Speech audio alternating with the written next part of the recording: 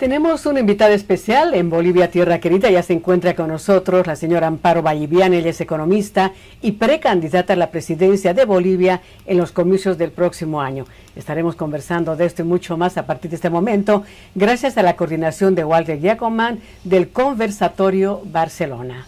Le damos la bienvenida, señora Amparo Vallivian, a este espacio de Bolivia, Tierra Querida. ¿Cómo está?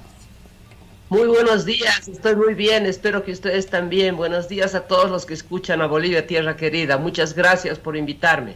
Y muchísimas gracias a usted por aceptar nuestra invitación para poder entender un poquito lo que pasa en nuestro país a nivel político, económico, social y la importancia que tiene para nosotros los bolivianos, sobre todo que vivimos en el exterior, para estar bien informados. Y qué mejor que ustedes, nuestros profesionales, que son parte importante del país. Vamos a iniciar este espacio para que la gente nos siga en lo que nosotros hemos denominado un ambiente donde vamos a conocer un poquito más políticamente nuestro país. ¿Cómo está la situación política del país? ¿Cómo califica Amparo Vallivian esta situación? Me parece que la situación política está en una incertidumbre total. Por un lado tenemos el conflicto entre las dos alas del MAS, que cada vez es más agudo, con ataques casi cotidianos de un lado hacia el otro. Por ejemplo, hace pocos días el gobierno de Luis Arce encarcela y lleva a investigación de la justicia a exfuncionarios de los yacimientos de Litios Bolivia, indicando que ellos son responsables por el fracaso de la política del litio que llevó adelante el gobierno de Evo Morales. Ese es un claro ataque del ala arcista al ala evista. Y el ala evista devuelve el golpe circulando en redes sociales un audio del hijo del presidente Arce con una persona que no se sabe quién es, indicándole a esta otra persona, el hijo de Arce, que hay grandes oportunidades para hacer negocios con el litio en Bolivia. Entonces, ese es un aspecto de la situación política, ¿no? El conflicto entre las dos alas del MAS, que cada vez está más fuerte. El otro aspecto es en la oposición. Hay un número muy grande de precandidatos. Yo tengo una lista de 17 precandidatos. Algunos de nosotros, prefiero no dar los nombres, ya nos estamos juntando para acordar un método de selección de candidato único, pero hay otros que todavía están dudosos de esto. Entonces es un trabajo largo. Y el tercer aspecto que genera incertidumbre en la situación política es el hecho que el Tribunal Superior Electoral todavía no ha anunciado un calendario para las elecciones. Por ejemplo, según la ley, se deberían realizar primarias, las primarias que son distintas de las que estamos sugiriendo a algunos candidatos de oposición. Son las primarias que están establecidas de acuerdo a la ley vigente, con un solo binomio por cada uno de los partidos políticos. Y esas primarias deberían ser convocadas en agosto y deberían ser realizadas en octubre, si es que nos basamos en los calendarios de elecciones anteriores, pero todavía no se sabe y mucha gente piensa que no va a haber esas primarias del TSE y se cruzan con otras, el proyecto de ley de comunidad ciudadana, por ejemplo, que es proyecto solamente, pero es bastante confuso y incierto el panorama político. No creo que sea angustiante aún. Hay algunas personas que ya están angustiadas. El límite de tolerancia a la angustia es distinto en cada ser humano, pero no creo que haya una situación de crisis política totalmente en este momento, pero sí de enorme incertidumbre. Como ya sabemos, el conflicto masista pues es evidente en nuestro país. ¿Usted cree que al final podrían ir juntos a las elecciones presidenciales? Creo que el conflicto masista es evidente, como dice usted, y no descarto que puedan ir juntos. Algunas personas, analistas políticos que saben de política mucho más que yo, porque yo soy neófita en política, dicen no, ya el ataque entre ambos bandos están es tan virulento que ya es imposible hacer las paces. Pero yo, que tengo mis buenos años, todavía pienso que es posible que al final del día esto sea solo una distracción y que pese a todo se reconcilien en el momento oportuno y vayan juntos. ¿Quién sabe? No lo puede asegurar absolutamente nadie, ni un extremo ni el otro. Es totalmente incierto, ni siquiera ellos mismos pueden asegurar, a menos que sean una planificación así súper maquiavélica, que es posible, pero yo creo que hay que considerar esa posibilidad. Yo creo que es prudente considerar esa posibilidad.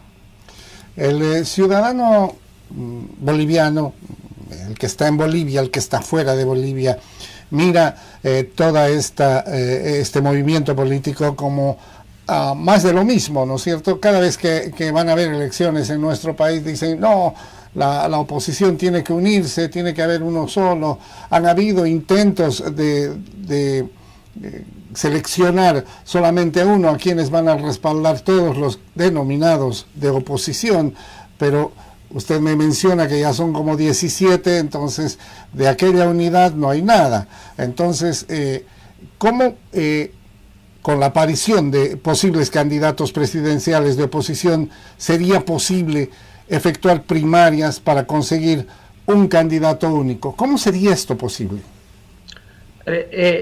Gracias. A ver, en primer lugar que las primarias es un método, ¿no? Pero no es el único. Correcto. Hay que considerar también el método que se ha utilizado en México para elegir un candidato único de la oposición, que no ha sido vía primarias, que ha sido vía encuestas, pero encuestas acordadas, no cualquier encuesta que salga por ahí, sino vamos a hacer una encuesta con tal empresa, con tales preguntas, con tal periodicidad, etcétera.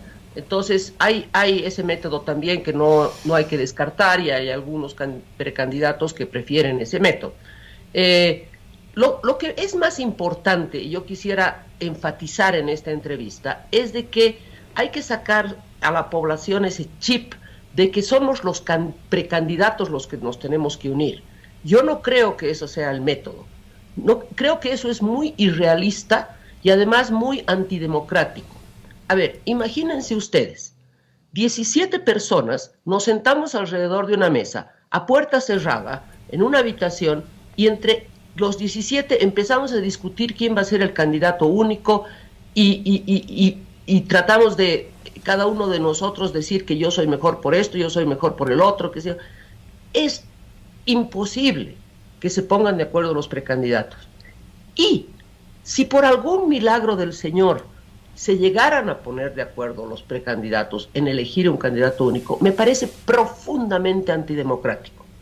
Entonces no hay que pedirles a los precandidatos que se pongan de acuerdo en un candidato único.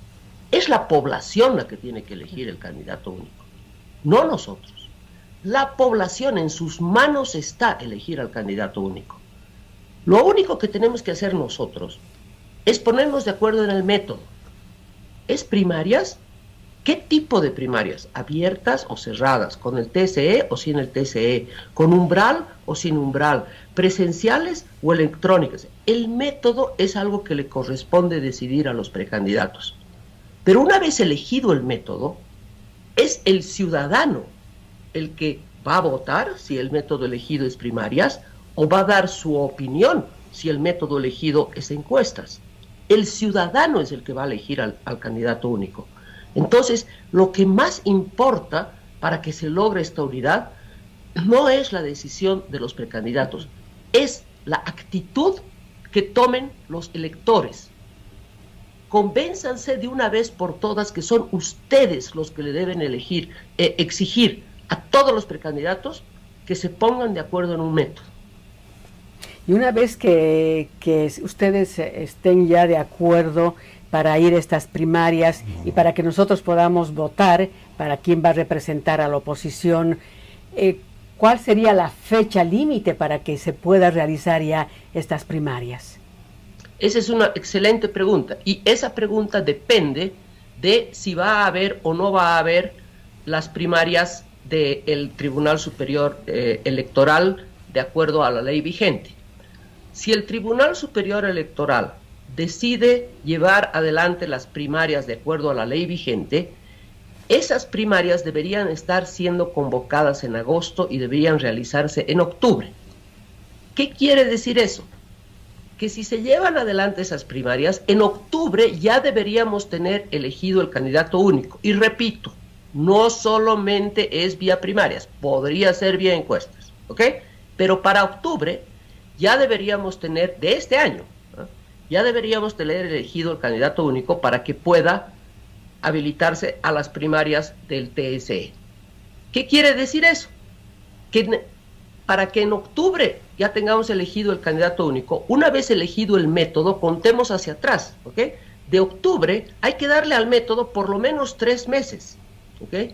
Entonces, en julio, de julio a agosto, a septiembre, a octubre, son los 3 meses. En julio ya deberíamos estar lanzando el método, ya sea las primarias, preprimarias, como las llaman alguien, o las encuestas. Eso quiere decir que antes de julio, más o menos a mediados, fines de junio del 2024, ya deberíamos tener acordado el método. En junio se acuerda, en julio empieza su implementación, en octubre termina su implementación, se elige al candidato único y ese candidato único se inscribe a las primarias del TSE. Ese es más o menos el calendario que yo tengo en mi cabeza. Pero una de las partes de la incertidumbre, como dije al principio, es de que no sabemos si el TSE va a hacer esas primarias o no. Entonces, hay mucha gente que piensa que no. Yo pienso que es improbable, pero, como dice sabiamente el dicho de los gringos, hope for the best and plan for the worst. ¿No ve? O sea, claro, espera lo mejor, pero planifica para lo peor. Entonces hay que prepararse para la eventualidad de que el TSE sí haga sus primarias, y eso implica el calendario que acabo de explicar. Por lo que nosotros hemos vivido y conocemos, en este momento son 17, hasta julio podrían ser 34 precandidatos, si es que no hay más, porque, bueno, cada uno se cree presidencial en su momento, pero tendrían que hacer, digamos, algún mérito para estar dentro de los posibles candidatos a la presidencia. ¿Cuál sería el número ideal? Porque de pronto se dice que se van a hacer, digamos, depuraciones, y se va a tratar de, como usted decía, elegir mejor los caminos para poder tener algunos representantes importantes en las candidaturas a la presidencia. ¿Qué pasa si esto se dispara y en realidad no hay otra vez la fiesta que siempre hemos tenido? A ver, primero, no hay un número ideal. Tampoco creo que hay o deba haber depuraciones. ¿Quién va a depurar? ¿Quién soy yo para evitar de que una persona que tiene los mismos derechos que yo decida ir de precandidato? Es un derecho democrático. Nadie se lo puede quitar. Uh-huh. O sea que no hay depuraciones, no hay un número ideal, es un derecho de cada uno de los ciudadanos presentarse como precandidato. Entonces, es el pueblo nuevamente el que va a decir: esta persona no tiene las calificaciones, esta persona no tiene ninguna propuesta, esta persona no me convence, entonces la descarto. Es el pueblo, no soy yo ni ninguna institución que va a hacer depuraciones ni nada por el estilo. Ahora, ¿qué es lo que va a pasar si esto explota? Yo más bien lo pondría de esta manera, si me permite. ¿Qué es lo que va a pasar si los precandidatos no nos ponemos de acuerdo en un método para seleccionar al candidato único? ¿Qué es lo que va a pasar en ese momento? Entonces, la oposición va a ir dividida a las elecciones del 2025 y el MAS va a volver a ganar. ¿Ok? Eso es clarísimo, porque en las elecciones del 2020 habían 2 candidatos de oposición y con solo 2 ha ganado el MAS. Entonces, si no vamos con candidato único, el MAS va a volver a ganar. Por eso es indispensable que haya candidato único. Ahora, en lo que a mí respecta, yo ya lo he dicho públicamente. Si la oposición no se pone de acuerdo en un método para seleccionar candidato único, yo me retiro. Me retiro. Lo he dicho, lo reafirmo, me pueden cobrar cuantas veces quieran porque yo me voy a retirar. ¿Por qué? Porque sería totalmente incoherente que yo ande pregonando con el énfasis y la vehemencia que lo hago, la necesidad de un candidato único, y después me presento. ¿Para qué? ¿Para fragmentar más el voto de la oposición? No, eso es incoherente. Si no hay candidato único, yo me retiro. Señora Amparo Vallivian, ¿en qué momento usted decide presentarse como precandidata presidencial? ¿Ya tenía en mente en elecciones anteriores o recién viene para las próximas elecciones del 2025? Explíquenos, por favor. Y para aquellas personas que no conocen mucho, la señora Amparo Vallivian Valdés es reconocida economista boliviana, se desempeñó como líder en el Banco Mundial. Fue autoridad del área económica en la primera administración del expresidente Gonzalo Sánchez de Lozada y en el gobierno democrático de Hugo Banzer. Eso quiero que nos recalque, por favor. En el gobierno de Gonzalo Sánchez de Lozada, perdóneme, esa información es inexacta. Yo entré a trabajar en el gobierno en el segundo periodo del presidente Banzer y continué cuando el presidente Banzer falleció y asumió la presidencia Tuto Quiroga, y luego me retiré. En fin, eso no es lo importante. Es correcto que yo he trabajado en el Banco Mundial durante muchos años, he llegado a ser economista líder del Banco Mundial, he trabajado en varios países, en proyectos de desarrollo. Entonces, ahora estoy jubilada del Banco Mundial y vivo en La Paz. En respuesta a la pregunta de en qué momento decide, mire, a mí la idea me la plantaron en la cabeza hace más de 20 años, casi 25 años, algunas personas que se dedican a hacer encuestas. Cuando yo estaba trabajando en el gobierno, específicamente cuando fui presidente de la Aduana Nacional de Bolivia, porque en ese momento yo era una persona muy conocida en Bolivia. Y como los políticos saben, lo que más importa para tener éxito en política es ser conocido. Y como yo era conocida, entonces me sugirieron esto, que a mí jamás se me hubiera ocurrido. Pero en ese momento yo no podía aceptar ese desafío, porque todavía tenía hijos pequeños, yo soy madre de 3 hijos, tenía que ponerlos en la universidad, tenía otras obligaciones. Entonces, la idea se quedó ahí, en el fondo de mi cabeza, y ahora me encuentro en una situación en mi vida donde ya mis hijos son grandes, yo estoy jubilada, tengo el tiempo, tengo la experiencia, y tengo el deseo de hacer algo por mi país, porque amo a Bolivia. Bolivia me ha dado a mí muchísimas cosas.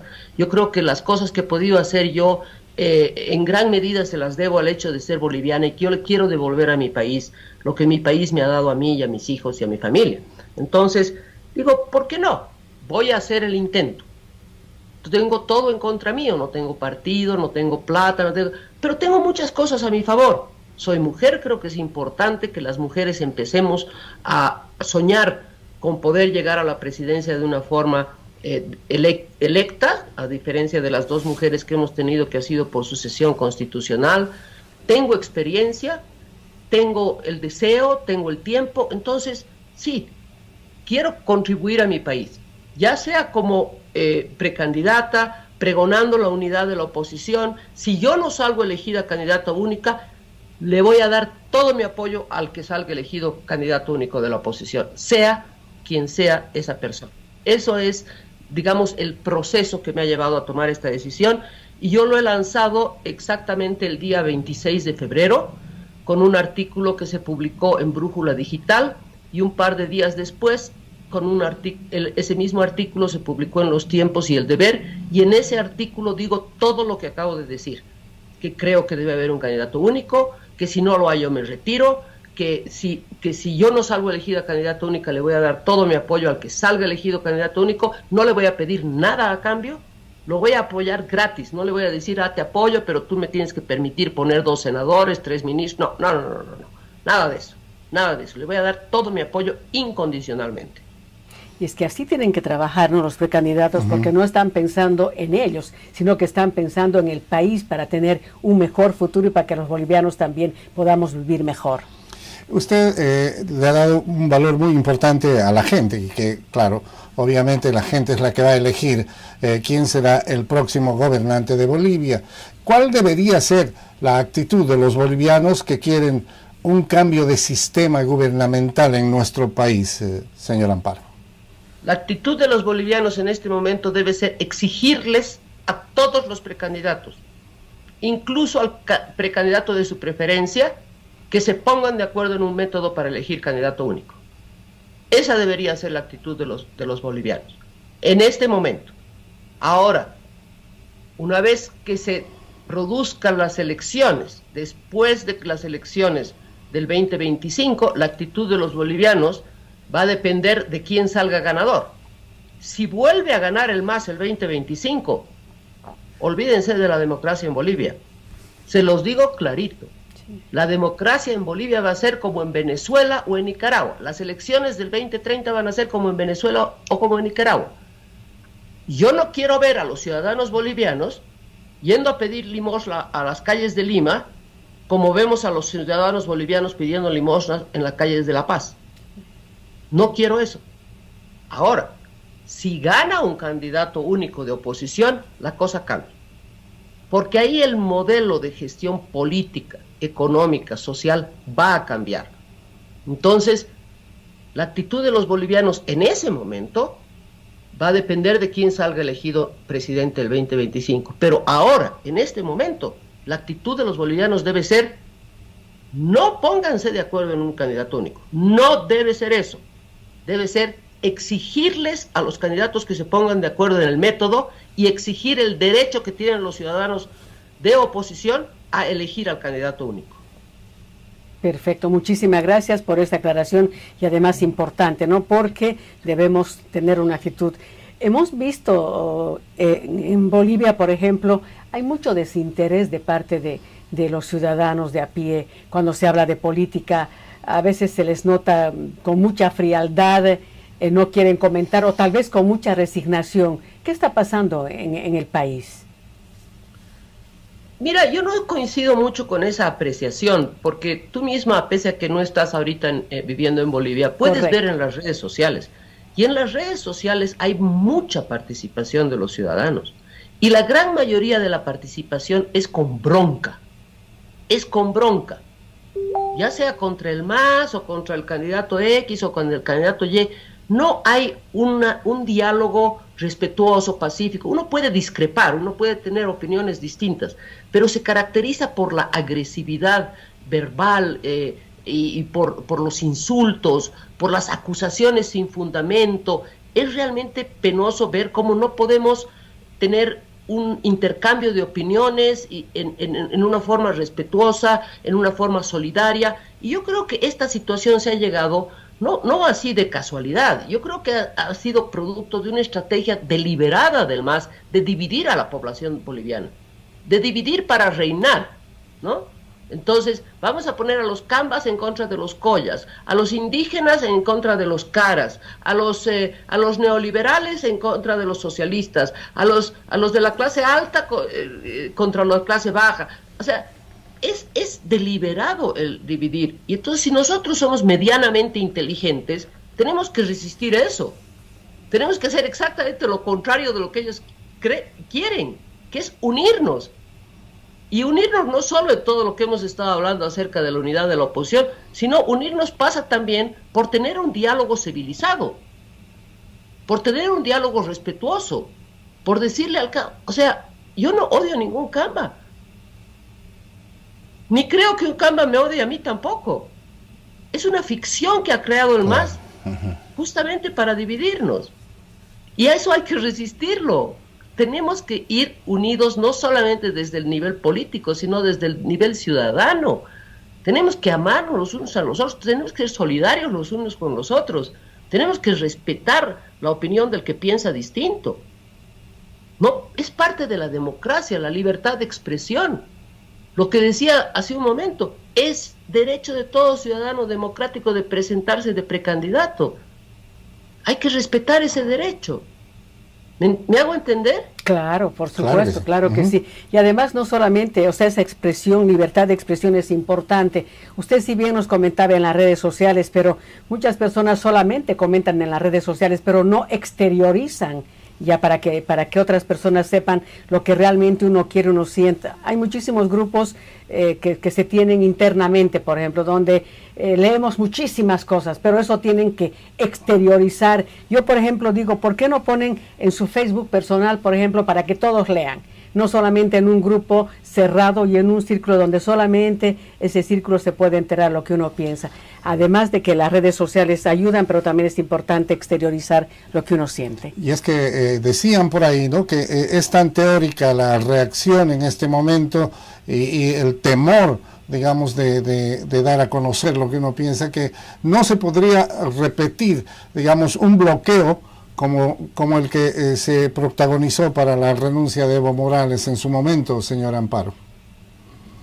Mire, nuevamente, cada ciudadano tiene el derecho de exteriorizar o no exteriorizar lo que quiera. Yo no le puedo exigir a nadie que exteriorice. Claro. Hay personas que son reservadas y no las quieren exteriorizar. Bueno, yo los respeto. Sí. No veo por qué no. Ahora, respecto a que si se pueda dar una situación parecida a la revolución de las pititas, eso es imprevisible, ¿no? Va a depender de lo que suceda. O sea, si nuevamente hay un fraude el 2025, como hubo el 2019, yo creo que es muy probable que las pititas vuelvan a las calles. Bueno, veremos qué pasa en el transcurso. O volvamos, debo decir, porque yo he estado ahí, en todos los cabildos, en todas durante todos los días que duró la revolución de las pititas, en las calles, en mi barrio, con mis vecinos, tomando café a las 2 de la mañana. Sí. Fue histórico realmente. Y no sabe el gusto que nos ha dado tenerla aquí en este espacio donde queremos que los bolivianos también conozcan, aparte de nuestros personajes políticos, también conozcan este tipo de análisis donde queremos ver nuestra Bolivia de otra manera. Esta es la intención que tenemos y así estamos y vamos a seguir. Le agradecemos mucho. Si tiene algo que acotar en esta entrevista, pues sería el momento. Me alegro mucho que hayas dicho que podamos ver Bolivia de otra manera, porque el título de mi propuesta hacia el electorado es Bolivia de otro modo, justamente. Tenemos que ver a Bolivia de otro modo, y entonces invito a todos a conocer esas propuestas, a conocer quién soy yo, visitando mi sitio web, que es www.amparoparabolivia.org. Amparo para Bolivia, porque Bolivia es un país que necesita ser amparado, y quién mejor para amparar a Bolivia que Amparo. Muchísimas gracias por ese dato también, para que le sigan. Amparo Vallivian Valdés ha estado con nosotros hoy en Bolivia Tierra Querida, despejándonos muchísimas dudas y por supuesto también guiándonos por el buen camino para que nosotros, llegado el momento, tomemos la excelente decisión de elegir a nuestro próximo gobernante. Un gran abrazo, señor Amparo Vallivian, y gracias. Cuando guste, aquí en Bolivia Tierra Querida. Muy amables, gracias, buen día. Muchísimas gracias. Ha sido este espacio muy especial que tenemos todos los sábados en nuestro programa para que usted se vaya ubicando un poquito más de lo que tenemos a nivel político, a nivel de los personajes que hacen el día a día en nuestra hermosa Bolivia.